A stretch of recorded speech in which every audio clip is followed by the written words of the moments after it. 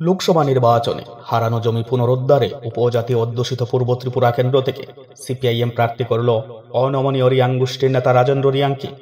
পূর্ব ত্রিপুরায় বাজুবন রিয়াং দীর্ঘ সময় ধরে বাম সাংসদ ছিলেন, তারপরেও আসনটি ছিল বাম দখলে। এই আসনের সর্বশেষ প্রাক্তন বাম সাংসদ জিতেন্দ্র চৌধুরী এখন সিপিআইএম এর রাজ্য সম্পাদক। 2018 সালে উপজাতি সংগঠন আইপিএফটির উত্থান হয়। উপজাতিদের ভোটের বৃহত্তম অংশ চলে যায় বাম বিপক্ষে। ত্রিপুরায় টানা 25 বছরের বাম শাসন শেষ হয়ে যায়। দুটি লোকসভা আসনেই পরাজিত হয় সিপিআইএম। বিজেপি জোট সরকারের আমলে উপজাতি এলাকার রাজনীতি বারবার মোড় নিচ্ছে। গত বিধানসভা ভোটে ত্রিপুরার রাজা প্রদ্যুৎ কিশোর দেববর্মন তীব্রামতা দল গঠন করেন। দলটি বিধানসভায় বিরোধী আসনের মর্যাদা পেয়েছিল, তবে চমকপ্রদ ভূমিকা নিয়ে তীব্রামতা সামিল হয়েছে শাসকের সঙ্গে। এর জেরে উপজাতি এলাকায় রাজার বিরুদ্ধে ক্ষোভ ছড়াচ্ছে ফের। রাজ্যের রিয়াং উপজাতিরা বিদ্রোহ অবস্থান ধরে রেখেই রাজা প্রদ্যুতের বিরোধী। এই ক্ষোভ পুঁজি করে পূর্ব ত্রিপুরা কেন্দ্রে রাজেন্দ্র রিয়াংকে প্রার্থী করল সিপিআইএম।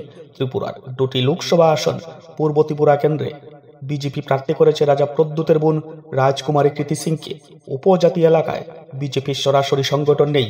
আইপিএফটি তীব্রামতার যৌথ সাংগঠনিক শক্তি বিজেপির ভরসা।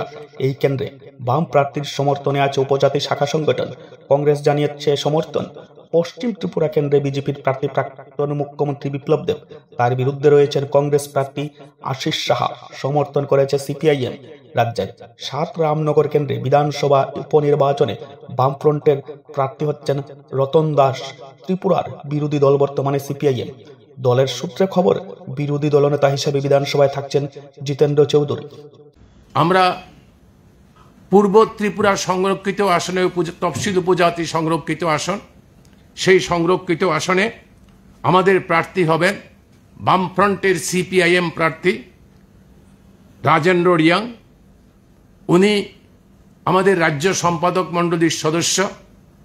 উনি আপনারা অনেকে জেনে থাকতে পারেন, ওনার বাবা সর্বজয় রিয়াং সন্ত্রাসবাদীদের হাতে শহীদের মৃত্যুবরণ করেছেন। সেই বীরের সন্তান আমাদের এখানে পূর্ব ত্রিপুরার লোকসভা আসনে বামফ্রন্টের সিপিআইএম প্রার্থী। উনি কাস্তে হাতুড়ি তারা প্রতীক চিহ্নে উনি নির্বাচক মণ্ডলীর আশীর্বাদ চাইবেন, সমর্থন চাইবেন, এবং আমরা তাকেই বামফ্রন্ট কমিটি মনোনয়ন করেছি। আমাদের রাজ্য বিধানসভার একটি শূন্য আসন, রামনগর বিধানসভার শূন্য আসনের জন্য নির্বাচন ঘোষণা করেছে। এই শূন্য আসনে রামনগর বিধানসভার যে রামনগরে ত্রিপুরা বিধানসভার যে শূন্য আসন, সেই শূন্য আসনে বামফ্রন্টের সিপিআইএম প্রার্থী হবেন কমরেড রতন দাস। উনি আমাদের পার্টির সিপিআইএম এর পশ্চিম জেলা কমিটির সম্পাদক এবং প্রাক্তন বিধায়ক।